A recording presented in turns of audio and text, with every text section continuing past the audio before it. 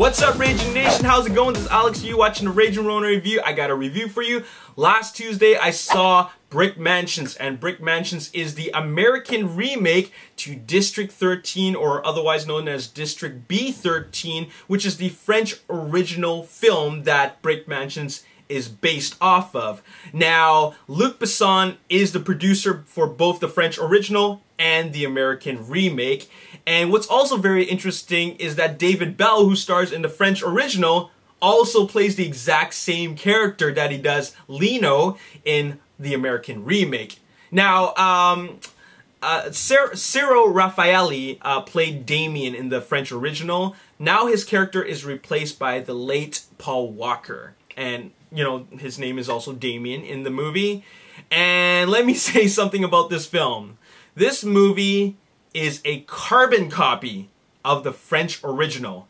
If you've seen the French original, you do not need to watch the American remake unless you don't like reading subtitles and you can't understand French. That's the only reason why you would want to watch Brick Mansions. And if you don't or have never even heard of District 13. I've seen District 13. I enjoyed it very much. And what's really great about it is not just David Bell as a parkour expert, but the combination of adding Cyril Raffaelli into the mix, who is a martial arts expert. These are both very athletic performers. Now, Paul Walker is an actor. He's done a lot of action movies in the past, but he's no Cyril Raffaelli, okay? And you can tell because of the limited type of physical actions that he can do. And David Bell is just spectacular as a parkour expert. He's a lot of fun to watch, but you know, there is some decent chemistry between the two.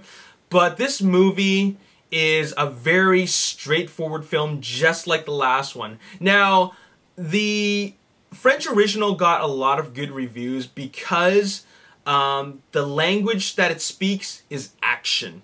Okay, and it's just filled with all types of very innovative action sequences. Now, so that's why the French one gets a lot of great reviews. It's kind of like The Raid, you know, where you don't need a very simple and deep plot and great scenes of dialogue. You just need to speak the language of action, which is a very universal language. All right. Now, if you're making it an American film, you know, your demographic is American audiences. So they need to see things like good characters, you know, good writing, a good story, and well, you don't get a whole lot of that, okay? Even though it's the exact same thing, we as, you know, Western audiences, we have different expectations, and the action just isn't having great and big action isn't enough to make a great film. You know what I'm saying? So, you know, while the action is cool, I gotta say that, you know, it's very, very thin. It's very, very thin on plot, and even the scenes of dialogue are so straightforward that Paul Walker's lines of dialogue are kind of lines like this. All right, let's get him. I gotta get revenge. Or we gotta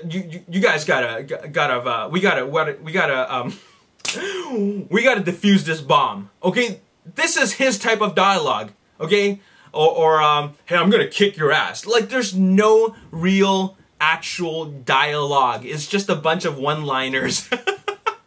So this movie, it's got a lot of really decent action sequences, but it gets a lower score from me compared to the French film because I've seen this all before, all right? You know, there's nothing original about this film. There's nothing that is spectacular about this film because I've seen it before. Maybe to other audiences that have never seen the French original, you're going to give it a higher score. But unfortunately, this is a direct carbon copy of the French original. It's not like the Total Recall remake or the RoboCop remake where they just take the concept of the original, but they change a lot of things up to make it more dynamic, to make it more unique. And that is actually a better way to remake a film. You know what I'm saying?